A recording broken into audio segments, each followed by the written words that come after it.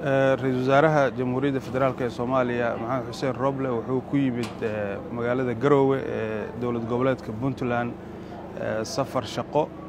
Safarka shaqada ahmiyadiisu waxay ahayd koobaad xoojinta iyo si ambaqaadida xiriirka dowladda federaalka ee Soomaaliya iyo dowlad goboleedka Puntland. sidoo kale safarka ra'iisul wasaaruhu wuxuu ku qotomay maadaama dalku uu galayo marxalad doorashadana ay tahay ajandayaasha koobaad ee ay tahay in xukuumaddan ka shaqeyso ra'iisul wasaare xurmuudka ka yahay. wuxuu kala hadlayay madaxda Puntland oo ugu horeeyay madaxweyne Deni iyo madaxweyne ku-xigeenkiisa oo saaka kulamo la qaatay hordhaca in la sii ambaqaado ama la xoojiyo sidii loo xaqiijin lahaa doorasho xor ah oo waddankan ka dhacda.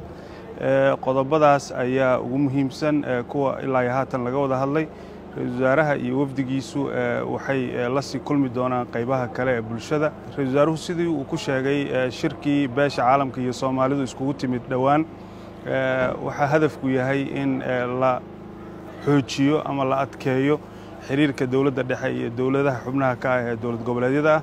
taasaa marka ka dhigaysa ahmiyad xoog leh in la wada maro dhammaan dowlad goboleedyada lagana hadlo hadda xaaladda taagan ee muhiimka ah taasoo ah dalka in la geliyo doorasho loo wada dhan yahay laga wada shaqaynayo dhammaan lana xaqiijiyo heshiiskii madaxda dowlad goboleedyada iyo madaxda dowladda federaalku ay ku galeen magaalada Muqdisho oo ahaa dalkan in la geliyo doorasho xor ah oo si